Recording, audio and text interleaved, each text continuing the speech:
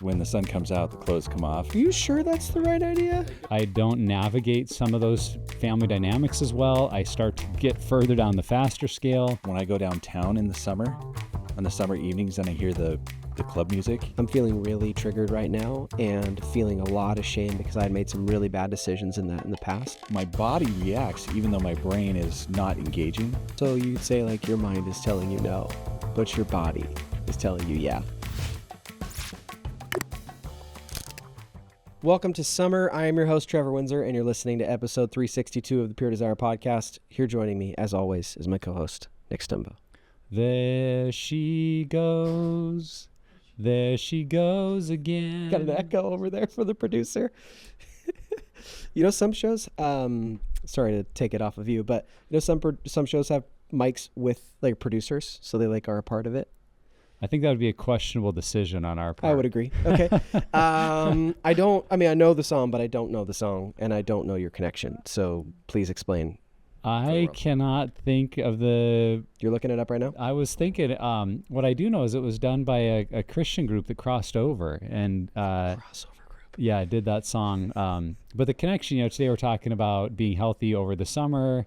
And there is a little bit of this, it's like, there's repetition to what happens to us in the summer, right? Like we go to some of the same places, the same family trips, the same family get-togethers, and we run into difficult situations, whether it's because there's triggering stuff that comes up or there's emotional landmines that come up. And all of it can be part of the old pattern if we've been stuck in sexual addiction or struggles with pornography. And so it's looking at what's going to come up again, and what's going to happen that when I'm in the moment, it's like, this happens every summer, or why am I always letting myself get in this situation, that we can have a lot more wisdom about. We can think ahead and have a plan, as we talk about today, and really make this a great summer and one where there's a lot of health and growth and recovery, and not just get back into that same pattern where there it goes again, and I'm back in that same pattern. So I hope people really get a ton out of what we had to say. We brought in our friend Mike, who had some suggestions, and I think it was a really important conversation for any of us that have been down this road. Totally. And Mike was the right guy because he doesn't take really any time off. He even said it in the episode from doing group. And so he has a good perspective on it. So let's just get into it. Our conversation with Mike Maxwell talking about staying healthy for the summer. Mike Maxwell, welcome back, my friend. Thank you. I'm glad to be here. I knew that something was going to happen because I dribbled tacos down my shirt at lunch. So I was like, you guys probably see that. Perfect. No, that's totally fine. That's why it's darker in here for those viewing at home. It is funny because we kind of pivoted and was like last minute, like, hey, can you jump in with us today? And you said yes. So we really appreciate that. Sure thing. This week is officially the first week of summer, and that is another term could be trigger season. I know there's a couple of trigger seasons if you listen to this show, but trigger season definitely for summer. And there's a lot about summer, the heat, and more that really can bring out triggers or even temptations during this season. And those temptations are to go back to unwanted sexual behaviors. And so we want to talk about, as we're getting into the summer months, what it could look like to stay healthy, because it's something that we all, I think, really want to do. So let's just start with this. Both you guys' opinion, why is summer so triggering? Why can it be so difficult to stay healthy during these months? Well, I'll answer for myself. Is when the sun comes out, the clothes come off, and there's a lot of skin, and you have, it just seems like you have a lot less control over what we see. You know, we can kind of control the things we see in the winter when we have accountability software and those kinds of things. In the summer, you know, there's just a lot of skin everywhere you go. Yeah, I know as I was thinking about this topic in my, struggles, the challenge of summer was how many situations that would come up where you would feel like there was almost permission to look or to lust, because like, well, I wasn't searching for that, but we're at the lake with the kids and there it is. Or I'm just, I'm out for a walk and that person's not dressed appropriately. And it's like that excuse system in our brains, I think, can kick in, because we can say, well, I wasn't seeking that out, but there it was in front of me. And if we're not really paying attention to our guardrails or what's healthy for our thinking and our patterns, we can give ourselves permission to enter into situations that can be very triggering, or that can create that imagery in our minds that well beyond that moment, we're still carrying it with us. And what I have found for myself, and I think so many other men and women that struggle with visual temptation, if we could put it that way, is it's not even just what we see in the moment, it's how the moments start to add up and kind of put us into this mental or emotional loop where we kind of keep adding fuel to the fire, if you will. And maybe after a series of those kind of moments or days, we can find ourselves really tempted towards acting out or going to places we've promised not to go back to. Another thing too that we've talked a number of times on the show about is that the summer we tend to have vacation. Our schedule is less tight. It's not as regimented, and that can be a challenge. And again, speaking for myself, like as we're doing, I need to have like a disciplined schedule. I need to have a regimen. I need to have rhythms and habits that I'm consistently doing in order to maintain health. And the summer can throw curveballs in that. And it could be anything from, like, to your point, Mike, about like more skin. It could be like, hey, someone just invited us to go on the boat tonight. Do you want to go do it? And so I might have like maintained my regular rhythm throughout the day. It's like, oh, this evening I'm going to be in a situation I'm not normally in, where maybe there is more skin, or I am in an environment where maybe the shared values are not there, you know, from everybody that's out on the river or whatever. And so I think that that's another aspect too, is that we have to be aware that the lack of schedule can create some of this issue for us too. I resonate with that quite a bit. I'm a very kind of compartmentalized guy. I like my routine, my rhythms, my just my schedule. And it can be a trigger for me when I get outside of that and I don't have that the time or schedule boundaries that I normally have. Yeah, and I think on top of that, it's not just maybe the visual draw or temptations we might face, but it is, like we've discussed on some of our holiday episodes, we may be around people that are part of being triggering, even because of past pain or trauma. So taking vacations where we're traveling and we're around family or in-laws, even neighborhood gatherings and barbecues where we're seeing people that maybe have been part of a challenge for us in the past, whether because they are a triggering person visually, or because they trigger emotional pain or woundedness in us, and acting out has been part of how we've responded to that in the past. And so I think very much that recovery tends to be about having healthy rhythms and routines and patterns, and summer can just throw all of that out of whack. And if we're not thoughtful to kind of look ahead, to think ahead, to plan ahead, to be prepared, we really could be ripe to fail, not because we tried to, but just because we weren't self-aware enough to realize some challenging situations were going to be coming our way. Yep, yeah. absolutely. I would have to say in my recovery journey, I've noticed that, you initially get some traction on certain things that really trip you up, but there are other patterns that have taken me years to recognize, and usually over the summer when those schedules aren't as tight. Yeah. So what are some of the things that in our experience we would suggest being more aware of going into the summer, or even things we might be need to make a plan to avoid as part of our summer health plan? I mean, you're talking about it. Like, making a plan is something that we need to be aware of. That if we know that we're going to spontaneously end up in opportunities or situations where there's more skin, or you're around people that are potentially triggering, or you don't feel like you have control over the situation, then you need to make a plan for that. And I know it can seem kind of weird, but like my wife is really big on this, that she'll put basically like a kit in our car. One of her biggest fears, she's going to hate me for saying this, but one of her biggest fears is our kids throwing up. She just it just throws her for an absolute loop. We literally have puke stations in our cars, like ready for that situation. You're preparing for the worst. Right. This is what's so great. My wife's a 6 on the Enneagram, so this is like her superpower. But it's something that I think that we can even expand into recovery. Like, what are things that I can control in this situation? If I'm put into a situation that dysregulates me or triggers me or is tempting, what are things that I have already pre-planned that I'm taking into it that are going to help me? And I think that having that framework and being aware of that, I think that sets us up for success. That's so good. As I was thinking about this question, there are several triggers that I think they're probably not absolutely specific to me, but they're specific to my sexual template. And one of those is when I go downtown in the summer, on the summer evenings, and I hear the club music, because that was part of my past. My body reacts even though my brain is not engaging. But it's interesting to notice my body will react even though my brain is going, you don't want that anymore. So you'd say like your mind is telling you no, but your body is telling you yeah. My mind is even like, I don't want that. I don't want it, Yeah. That's not part of my life anymore.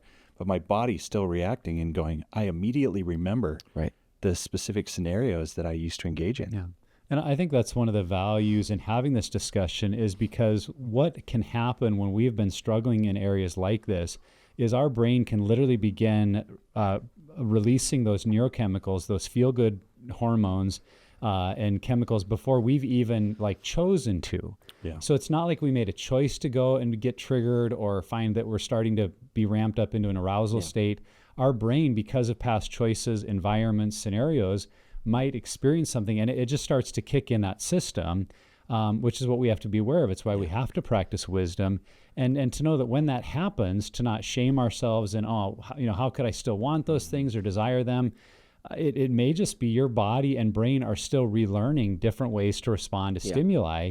And because you've had the past pattern, that stimuli is created, and some of that's how God designed our bodies to work and our brains to work.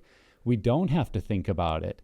And so that, I think, emphasizes why we do have to think about a plan for health, because we don't have to think about unhealthy things to start going down that road. Our brain and body may have been programmed by those past choices. And so that's when I thought of this question. I think what I would suggest about avoiding is there's a reason we've put together guardrails that all of us should have crafted in our story, a list of behaviors, environments, things that we've just decided for us because of our pattern, because of the specific ways that we've acted out in the past, we've chosen, I have to avoid that. And what I think the temptation can be in the summer when we're invited to that family barbecue or we're on that trip, it's like, well, we're on vacation. And so now, the number of drinks that I choose to have, I disregard, or the kind of media that I'm going to engage in, I pay no attention to. Having parameters around my social media, it's like, well, I'm on vacation and I'm posting pictures on Facebook. And so now, even though I agreed that I only go on Facebook when I'm sitting with my family, now I'm on it all day and I'm checking updates. I think that's where we get into trouble when we start to think of summer different and we let all of our healthy rules and the patterns that we develop, we kind of throw them out the window because, well, it's summer or it's one special thing. And I would just say, have a special time. You can have special things, but guardrails are guardrails for a reason. And we don't change the guardrails unless other people in our life that know our story, like group members or a spouse or a family member that are a part of our journey, have agreed this is an appropriate guardrail to change or make a modification to.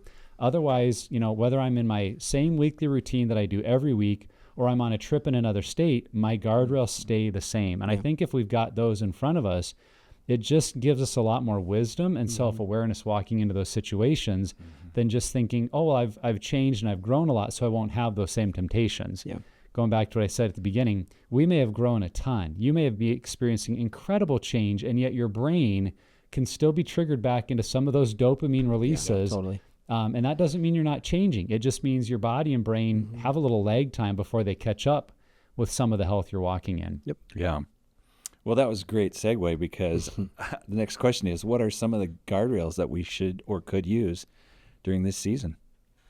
Yeah, I think some of the ones that come to mind for me, and these aren't necessarily specific to summer, but are just some of the guardrails that I'm walking in is, limiting my use of social media because and not using that when I'm in isolation or alone, because it is a time when people are posting their family trips and their beach photos, and that can just be a place where there's more triggering photos than you want to be exposed to or be watching.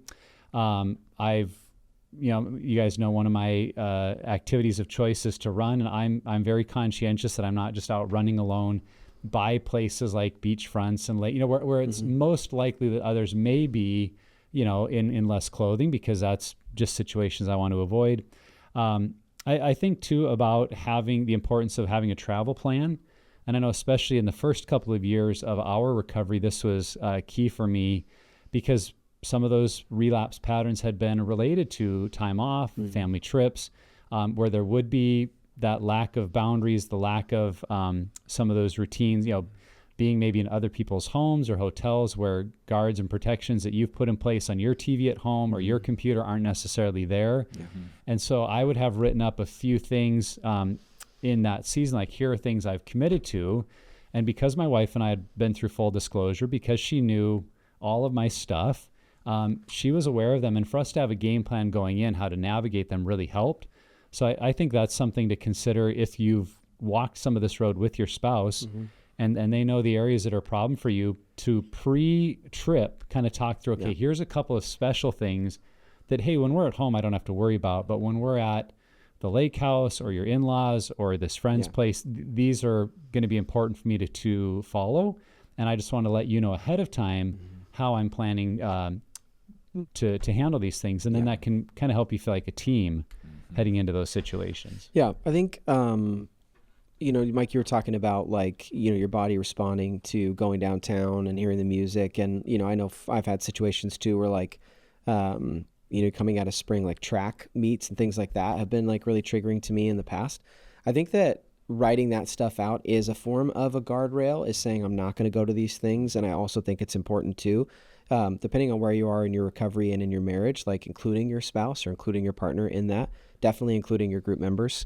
But I really do think it's something that even from the last question that keeps coming to mind is just like the word no is an okay response to getting an invitation to go somewhere, or even if it's going to a concert that is going to be outside and there's going to be a lot of inappropriate clothing and the music isn't necessarily setting the scene or the mood that, you feel safe in, like it's okay to say no.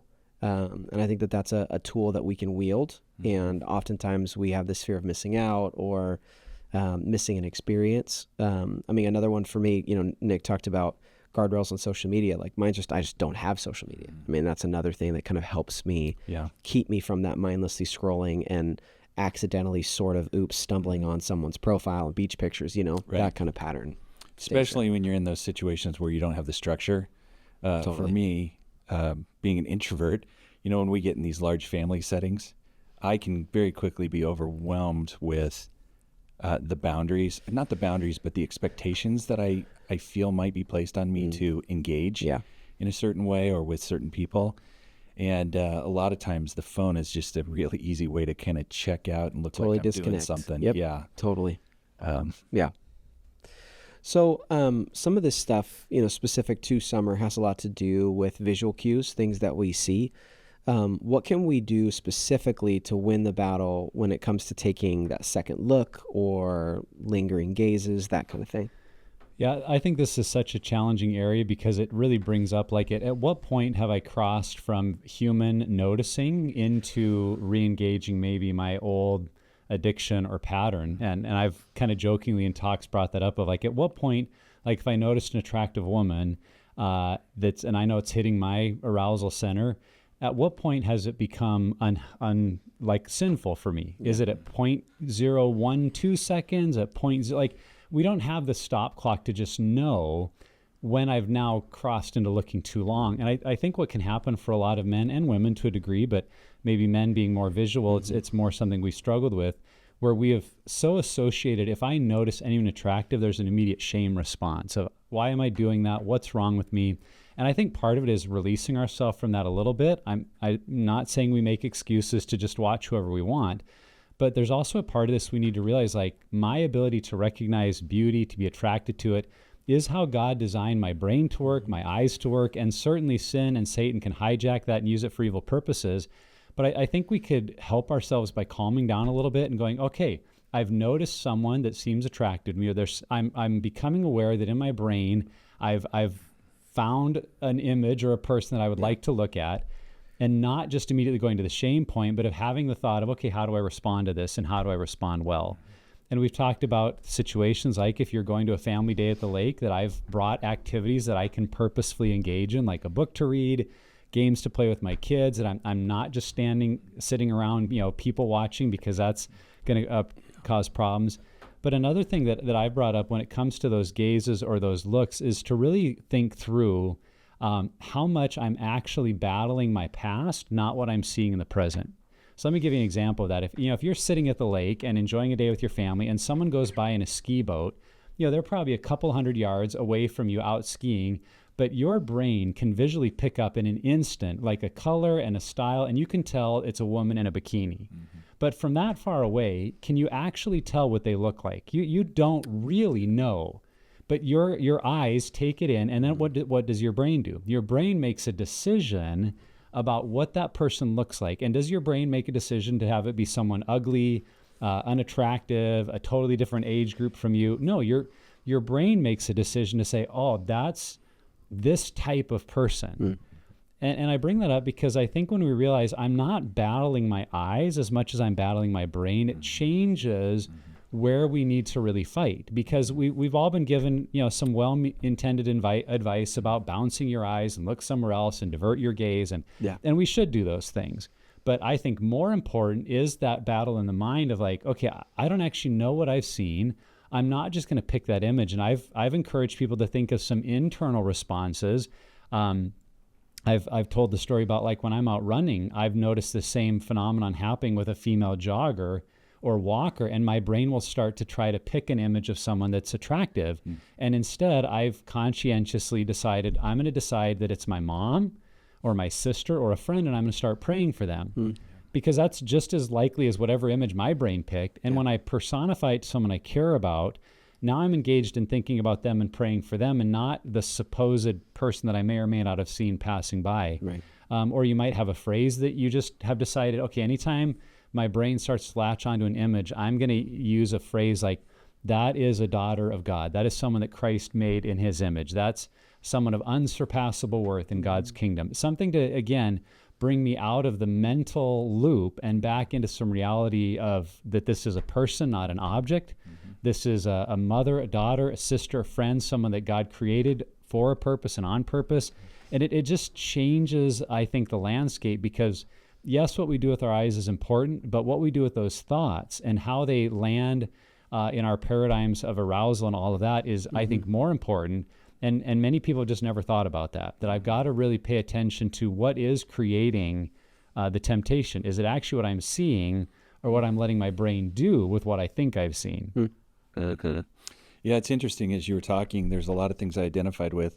One of the strategies I had, and this began as a single man, I would see a beautiful woman, and of course, I kind of believe that we shouldn't deny that what we see is attractive. And so I would pray and say, God, I acknowledge that this woman I see is beautiful. However, that's not the woman that you've given me. Now, as a married man, I continue that prayer and I say, I want to thank you for the woman that you have given me. And then I start thanking him for her specific gifts and how amazing she is. Focusing on gratitude. Gratitude, yeah. John and I were talking about this, and this is before I even knew I was doing the podcast. Yeah, John Begeman. And he said, as a single guy, his prayer is, God, I acknowledge that she's beautiful, but help me to honor her with my eyes and honor you with my thoughts. And then he just begins to pray for his future wife. And so I've found that to be super effective for me, is to go, you clearly have provided me a beautiful and amazing wife. I am grateful for her, and I'm momentarily looking at that woman. She is beautiful, but she's not the one you gave me. Yeah, that really helps me. Super practical, but like if it's possible, and in most cases it is, just move your body. Like go somewhere else, like look somewhere else, turn your body, move to another spot. I know that's not always the situation, but there's a lot to be said if you can remove that temptation even to look, because again, our brain knows, like it latches on. It's like, okay, I'm not going to forget that. It's like those sex scenes in those movies that you've seen. It's like you will remember for the rest of your life where they are. And so like saying, well, I just own it, but I'm going to skip it. It's like, okay, come on. Your brain keeps track of that stuff. But I think that just practically moving your body and going somewhere else, or facing, I was just at the beach the other day with my boys, and there was lots going on. People were smoking weed, and there was definitely some like inappropriate, like there was a couple doing things they probably shouldn't have done on the beach in front of children, but like I just moved my body. Like I asked my boys to move to the other spot, and they're like, why, Dad? Why can't we? It's just like, please just, And then they sit down, they play with the same sand they were playing with before, but my disposition has changed. Yeah. And now I'm not in that same area. And I think that that's practical but helpful. That strategy works well at the gym. Because of the way the machines are laid out, sometimes there will be a woman right in front of you. And in the past, there have been times when I'm like, I got to move, and I'm going to go do chest now instead of arms. Yeah. Just because she's right there, and she'll move, and then I'll come back. Yeah. I think, too, it's good to remember this is an area where as we grow in health, there are times we might choose some of these behaviors not necessarily for ourselves, but for our spouse or even for our kids. Yeah. And I noticed this happen in our recovery, maybe at year 2, 3, somewhere in there and beyond, where It could be related to something in a movie or, being at a beach during the summer where I was not feeling triggered. And so I wasn't being as adamant or careful about diverting my eyes or, moving my body. But my wife was still feeling the sense of what's he looking at, what's he thinking, what's he feeling. And I had to remember or learn, and sometimes some awkward, hard conversations, that it was just as important that I did it for her. And then as I had kids, that my kids saw I wasn't just cavalier about where I looked or not wearing, oh, I'm not triggered by it. That it was helpful for them to see I was aware there were images or people around that could be triggering, that could cause an issue, and whether I personally at the moment felt tempted or not, to do the right thing by my spouse or my kids. Because you start to realize too, if you got like your boys with you, they're going to notice what dad's looking at. They're going to notice what dad is making decisions about. And those create some, I think, really great conversations when our boys are starting to get to the age where they're noticing too, and we're making some decisions. And I think my wife and I have both been so impressed that as we've raised our boys with some of these principles and been really open in conversation, I'll be honest, like they're better at it than I am. They're better when we're at a beach or something comes on TV of looking away or saying we should turn that off or let's do something else. Or I'm like, oh yeah, good work. I'm really proud of you for doing that, because it hadn't hit my brain in that same, like, oh, there's some triggering material here, but they've learned and now they're the ones leading the way in it. And so I think that just is an example of when you make that not just about you, but about how does everyone else perceive it, it can help you make those decisions and honor the people around you. I love what you're just saying there, because I always really admire the guys who never looked at pornography, because the temptation for them is different. They don't have that ditch in their brain that the rest of us have had, and man, if you can get them to fight that battle young, that's fantastic. Yeah. So let's talk about the groups that we're involved in over the summer. I know a lot of recovery groups will take a break during the summer. Why would we at Pure Desire recommend against taking a break? And yet, if our group does break, how can we continue staying in community and relationship even though our group isn't meeting regularly over the summer? Why do we not take a break over the summer? Because recovery doesn't take a break. That's right. That's like the main reason. And I mean, if anything, we're talking about this entire conversation is a reason why to not take a break during a recovery group. Now, when I was putting these questions together, the thought of this one too was maybe a group finishes in like May or June, and then you have summer months afterward. But I do think that it's important that we don't just view our group members as group members. They're also friends and community. And so maybe you're not in group, or you're taking the summer off, or your group ended. Still check in. Still make the phone calls every single week. Maintaining the faster scale during those check-ins. Like, hey, where are you at on the scale? Here's where I'm at. This is how I'm feeling. And I continue to be, honestly, it's happened so many times, but I still am surprised every time I'm feeling triggered, I'm feeling like dysregulated or whatever. I make a phone call, I talk about it for 5 minutes, and I feel better when I'm done. And I'm like, still doesn't make sense to me. There's science to it. I just am not going to explain it right now, but there's a lot to it. So I think that that's part of it. But just finding ways to rub shoulders with the people in your group, to being in relationship and community, because I think that the worst thing you can do is just start to go back into isolation and pull away from relationship, pull away from your spouse, pull away from your family. And so do what you can to find ways to be in contact with, still making those phone calls, but then also just hanging out. Go get pizza, go play golf, go do something, go see a movie with your friends or your group members. Just be connected. Yeah, with my online groups, some of those guys are all over the country, and we use our group uses GroupMe to kind of stay in touch, and so I always leave those groups open. So I have groups going back 10 years that are still open on my phone, just so those guys can stay in contact with each other. And so I'll check in every once in a while, just go, hey, how are you guys doing? I haven't seen you for a while. And many of those guys are still active. Yeah. I couldn't answer that question better than you did, Trevor. That was perfect. If you thought of someone who's in recovery for alcohol, for drugs, if they said, hey, I'm not going to AA, or I'm not going to go to SA all summer, but I'll pick it back up in the fall. I think there's something in our human society that we just know, like, that's you not sure healthy. That's the right idea? Like, don't you need to stay in some habits of checking in and talking to your sponsor? And though our groups are not 12-step groups, I think there are some similarities when it comes to sexual addiction and pornography addiction. that maybe for a week or two we're okay. But if we just think I'm going to go all summer and not need to be accountable to someone, not be checking in on how am I doing with my guardrails and healthy habits, like I'm going to slide back towards what's easy, what's convenient, what feels good.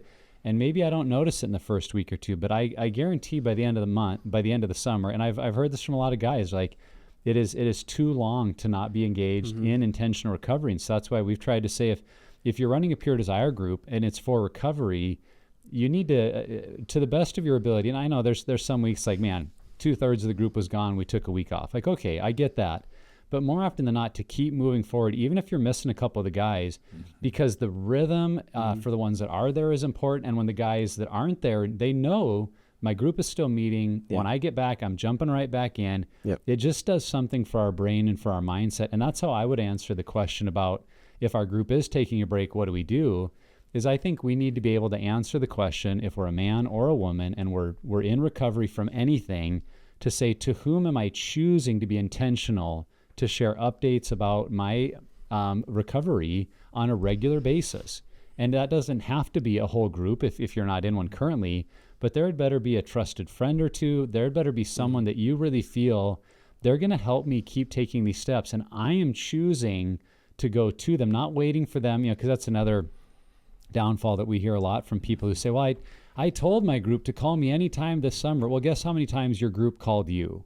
Well, 0. It's a great thing to say that feels good, but it's not their responsibility to make sure I'm making good decisions. It's mine. And so I've got to know who those people are, who are my check-ins, and being regular about it so that when the end of the summer comes and maybe our church launches groups again and I'm going to jump in, I haven't backtracked for 3 months and now I've got all this garbage to deal with again, but I'm really walking in that same pattern of recovery and giving my brain and body and soul the time it needs to really heal versus having to overcome a bunch of mistakes. So let's say that you're involved in a group and vacation time comes up and you've got 2 weeks vacation. How do you guys suggest we should handle that? Should we try and check in just as we have been the whole time while we're on vacation, which may not be may not be reasonable given internet and third world countries, those kinds of things? Should we just say I'm taking the 2 weeks off, or should we try something in between? What do you guys suggest? Yeah, this is a question that comes up a lot in my groups, and a couple of things that I always say to the group members. I say, number one, check in with your spouse, because I think there is a reality. If you're really early in recovery, your spouse might say, I don't care if we're in Timbuktu, you're going to your group, and you better find a way, I don't care if it means you're sitting in the car for 2 hours and it's 108 degrees in there. I want you in group, because for them, that's part of knowing that you're investing in your recovery is you're going to group, and maybe you're at month 9 or 10 and things have been going really well. Your spouse might be more open to that. And maybe at year 5, they totally know you might miss group on vacation. So I think it's always good to have that conversation to say, hey, honey, while we're on vacation, what level of engagement do you feel comfortable with me having with my group? And if they say, I want you to find a way to join online, then you do it. But what I've said to group members as well is I think most of us can see that on vacation, to find a couple of hours to join online, especially if we're in an in-person group and they haven't been having people online, that can be difficult. Or even if we're in an online group, we may be in family settings where pulling away like that for 2 hours is really difficult to do. So I don't expect group members will try to join the meeting on vacation, but I do say I think you would really help yourself and us if you stayed connected to the group through your phone calls, because that's a reality on vacations. I think you can find 5 minutes to step out of the house, make a phone call. After all the kids have gone to bed, you do a check-in with a group member. I know groups use things like Marco Polo or other ways of connecting that don't have to be a phone call. I just think if you stay in some regular communication with group members, it gives you a place to process the new triggers that might come up, how you're doing with your guardrails, the situations that happen between family members on vacations. And if you've got that rhythm of connecting with your group, you're going to be able to navigate those a lot better than if you just think, well, I'm on vacation for 2 weeks, and then when I get back, I'll deal with all of it. I've done it both ways, I would just say personally. And when I've gone on a family trip and not done anything to check in with my group, it just feels like I don't navigate some of those family dynamics as well. I start to get further down the faster scale. I'm more susceptible to temptation. versus when I'm staying in contact. It's just what you said earlier, Trevor. It does something in my brain. It's like it resets towards some health settings. It reminds me why I'm making those commitments, and I can make better decisions for my family and for the people around me just because I'm staying connected to my recovery. So I think you can find a middle ground in there where you stay connected, you stay aware of your recovery, but maybe because of logistics, you're not able to join the group meeting, that would be a good kind of compromise there. And I mean, if you have time to do it, like I know some vacations people pack it, to the gills, but I mean, do your homework. Like bring your workbook, do your homework while you're there. And I like what you said, Nick, that maybe it's a text or a phone call or Marco Polo or whatever. But I also think that, like, let's say you're in a really warm country and you're going to be around the beaches or the pools. It's like if you are feeling a certain way, even though you're on vacation, you can text a group member or your group as a whole and say, hey, I'm about to enter this situation. This is how I'm feeling. I know it's going to be challenging. I will follow up with a text or a phone call after. Those kind of plans. We've talked about the power of just saying something out loud or putting it out into the world that I am going to do this thing and follow up. Like you're creating your own sense of accountability, because if you don't, at least one, if not two, I mean, we all have that one group member who's like, hey, bro, you didn't do what you said you're going to do. Like, what happened? Mike, you're that guy. That's great. Actually, I think I'm that guy too, baby. If you don't know who that is in your group, you're that person, just real quick. But I think that kind of stuff is really helpful because it maintains relationship, it maintains connection, and also informs your group on how you're doing during your vacation, which they do care about. Yeah. I was thinking as you were talking, Nick, that saying focus goes where energy flows. And so if you can somehow plan to apply even just a little bit of energy into this, however that looks with the text, the homework, whatever, it'll help keep you focused. Yeah.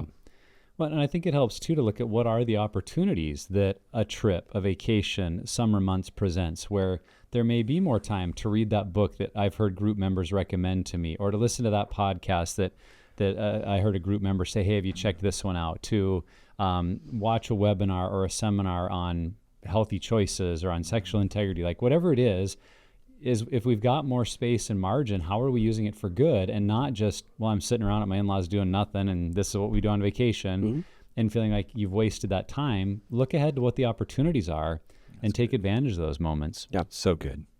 So we've talked about this, I think, in a number of ways already. But if we are married, what kind of role should our spouse have in helping us manage our triggers or temptations during the summer months? Do they have a role? Do they not have a role? What should it be? What say you? Well, I think Nick kind of alluded to it earlier that if your relationship is in a place where you have the transparency to talk about these things, and of course some relationships don't. Yeah.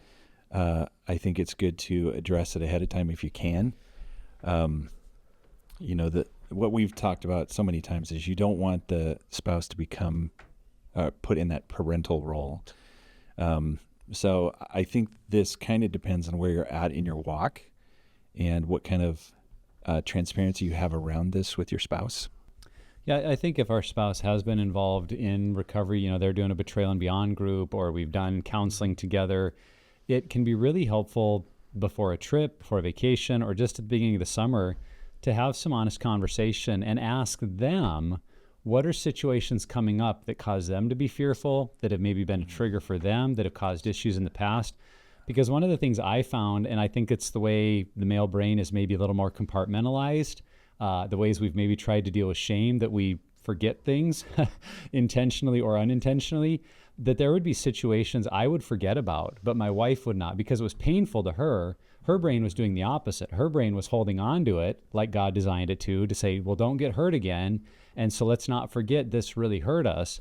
And it gave my wife an opportunity to speak into, well, when we're at, my in-laws, I need to see you being present and not just isolating in the corner, or, and just as an example. Not that that's exactly what I was doing, she was. But as an example, like she would remember, she would know. And so to ask her, like, what would help you feel safe, to feel like I'm caring for you, like I'm not retreating into old patterns? What are things that come to mind about our trip, about places we're visiting? And just giving them that freedom to speak into it can be a real game changer. Especially, like I said, if they've been a part of this with you, they're probably pretty aware of some of the things coming up, maybe even more than you are. Totally. And I think that this is one of the things that we see in this process is that when specifically if a man is the addict or the struggler and the woman is the betrayed partner, that as the man becomes more aware of his emotions, becomes more aware of his triggers and his arousal template, when he starts to share that he, like even something as small as like, hey, there have been times in the past, who'd we have? We had a couple on, Phil and Priscilla. I don't know if you remember this, Nick, but we had them on, and he had this emotional reaction because they pulled into a parking lot of a massage parlor that he used to act out at. And they talked about the power of, he in that moment just shared, like, I'm feeling really triggered right now and feeling a lot of shame because I had made some really bad decisions in the past, and how that was a really difficult moment, but that fused them together even tighter. And I'm not saying that that's the level that everyone has to be, but, even saying like, look, I know we're going to the beach today, but man, I've been feeling like emotionally just kind of fragile, and I've been really triggered, in the past going to the beach. I don't really know what to do with that right now, but I just want to share that. If you share that with your spouse, you're inviting them into that process. And again, it depends on where you're at in your marriage and in the journey, but I think that can go a long way to building trust and creating safety, because they're seeing in you, I'm identifying I'm not doing great, or I'm able to just say I'm scared or I'm fearful or I'm anxious, whatever it may be. I think that can go a long way.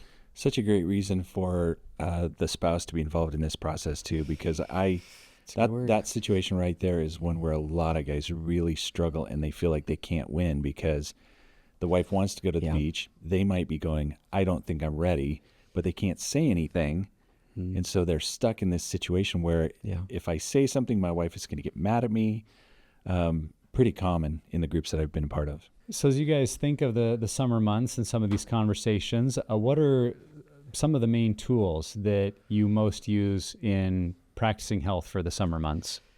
3 of them come to mind immediately. And if I'm taking one that you already wrote down, I'm so sorry. But the first one is just the 3 circles tool, the relapse prevention plan. You have your inner circle of the relapse where you do not want to go again, guardrails that are the middle circle, what you put around it.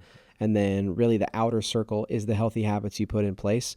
I think in my journey, this has been the most impactful tool. I know, Nick, the faster scale seems to be one of your favorites, and it is amazing, which is another one I'll talk about. But the 3 circles tool gives me a picture of what I'm trying to avoid, the safety I put in place, and then creating a plan of who I want to become and how to not just avoid behavior, but look at who God wants me to be. And then the faster scale, obviously, emotional awareness. It's a relapse prevention tool as well. Figuring out where you're going down further and further toward relapse. I think that's super important. And then we've talked about it already, but an escape plan. Like if I get into a situation where I feel super triggered and I don't know what to do, well, guess what? I already put an escape plan together. And this is exactly what I'm going to do. I'm going to get in my car. I'm going to call a group member. I'm going to drive to this location. Because if you put a plan in place beforehand, I think that we tend to think that, you know what, when I get in that situation, I'm triggered, I'll be clear of mind. I'll be able to figure out what I need to do. No, just does not happen. And so putting a plan in place, like an escape plan beforehand, I think is really helpful. Those are the 3 tools that... You just reminded me of a sermon I heard by Alistair Begg. This was such a great voice. Years ago. And he was talking about the training that these the flight school that these pilots go through, and how many hours of time they spend in a flight simulator before they're ever allowed in an airplane, so that the decisions become second nature. Yeah. And he was framing this all with, if you think you're going to make a good decision in the backseat of a car at midnight after a 6-pack, it ain't going to happen. So you have to have a plan in place before you ever go in. I never forgot that sermon. Yeah. And the plan is not to be in the backseat after a 6er. Right. Yeah. Yeah. Yeah, I think the one that comes to mind for me is just that weekly commitment to change. And in the summer, especially how important it is to be able to look at the week coming up. And by then, I'm not great at 3 months from now knowing what's happening in August, but I'm pretty good at the next 7 days identifying the purpose of that commitment to change is what will be your most significant obstacle or roadblock to sobriety, to walking in health. That's good. Where might you be most tempted towards a relapse? And if I know, this weekend we're going to my in-laws, and that's a place where emotions can run high or this conflict can come up, and I know I'm going to be tempted at some point to go and isolate on my phone, here's my commitment to change to you, my group members, ahead of time, that if that scenario happens, here's what I'm going to do instead to choose health. Or I know we're taking the kids to the swim park, and there could be a lot of visual temptation. Here's my plan ahead of time. And when I've made the plan and told group members, then when I'm in that situation, I think it just changes your whole mental framework, because others know you're there, others know your plan, and you're way more able to execute it. And week in and week out, that need is going to change. So it's great to have guardrails, and it's great to have our 3 circles that kind of, I would say that too, the beginning of the summer is a good time just to pull your plan out. If you haven't read it in a month or two, I would just bring it back out and ask yourself, is this plan well designed to keep me healthy through the summer? And if you realize there's some gaps, it's a good time to update it, to add a few things. That can be a good game plan for the whole summer. But I think that weekly kind of commitment of what do I need to do this week to choose health? That's the most important one for me. So I hope that people hear that there are plenty of tools that you can use to help you through the summer, that you don't just have to skate through and hope that, like white knuckling your way through. You don't. Right. Yeah. Actually, as I'm saying that, just also know that group is a tool. Like, absolutely. I think that that's important to just say again. Like, we've talked about it throughout this entire episode, but being in a recovery group or a betrayal group is so important, specifically for those struggling with sexual addiction. Being in community, being known, going through a process, a competent process, I think is the best tool. What final encouragements would you give any listeners wanting to stay sober and sexually healthy for the summer? I think for me, and we touched on this just a little bit, but it can be really, really helpful to look at the positive of what are the goals that I have, what are the opportunities I have. I think as you're hearing this podcast, and if I were to ask you the question, what are your top 2 goals or your purposes over this summer?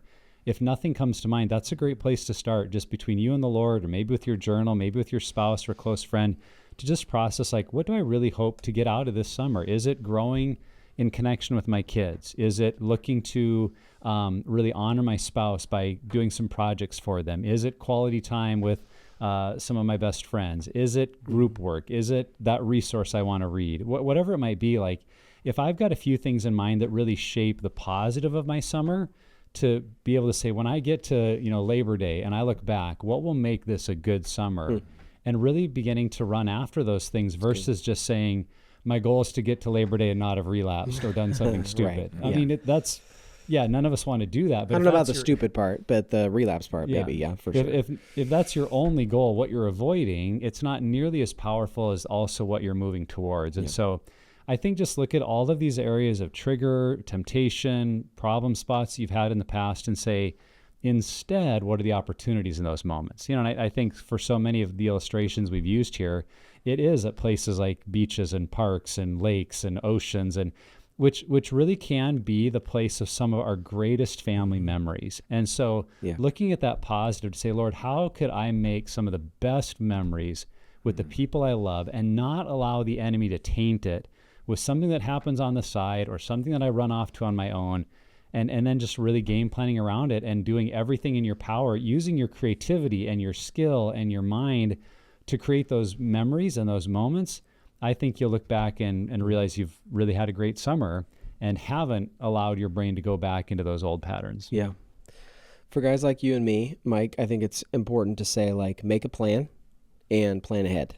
Like, make the escape plan, put it in place, know that if I'm going to get tempted or triggered, which, believe it or not, is going to happen, put together a plan, but then also, to your best, ability, plan ahead. Like, don't just skate through the summer and think that you can be lazy and that that's going to, maintain the health that you're trying to create. It's not. Yeah. And I know that can sound restrictive. I've heard this stuff when people are talking about creating a rule of life, like a rule or a schedule feels so tight and restrictive, and I feel like I can't be myself. It's doing the exact opposite. It's helping you become who you want to be, not just keeping you from, having fun. Like, this is trying to be intentional about putting a practice or putting a rhythm in place to help me become who I want to be and who God's designed me to be. And I think that that's what we want. It was interesting as you were talking, Nick. I think those things that you were describing were all that third outer circle healthy behaviors that guys are so bad at in groups. That seems like such a struggle for them. Yeah. And in the summertime, you have more hours, daylight hours to do some of these things. And maybe some of those things are family things, outdoor things. And it just made me think as you were talking, those are all those outer circle things. The other thing that came to mind was, I think you guys, I don't know if you saw it, but on the Team 58 day, there was a young couple with a baby that was on there. And it was so beautiful because one of the things he said is that I love what Pure Desire and group has done for me because I was able to be fully present at the birth of my child. That's cool. And it sounded, as you were talking, that that's a lot of what you were talking about. These memories that we're going to make at the beaches and all these things is being able to be fully present, engaged with your family. Yeah, it's good. So it is very possible, listener, to be healthy sexually during the summer. It absolutely is. And we hope that it's just something that keeps coming to mind throughout this entire conversation is just know that you will be triggered. There will be temptations that come up. So plan on it. Like, don't just hope that it doesn't happen and like pray, dear Jesus, please don't let me be tempted. It's like, okay, yeah, you can totally do that, but you're going to be in a situation where something happens that you weren't expecting. You're invited to something, or you get, roped into something with your family, whatever it may be. But just be intentional, because you can stay healthy and you can stay sober through the summer. And we hope our conversation helped you see what that could look like for you. Mike, thanks for popping in and having this conversation with us. We always appreciate our time with you. Sobriety doesn't take a vacation. That's right. And if you're a fan of the content, please subscribe, share it with somebody, and write us a review. If you want more information on our groups, resources, or counseling, just go to puredesire.org. Lastly, never stop being healthy.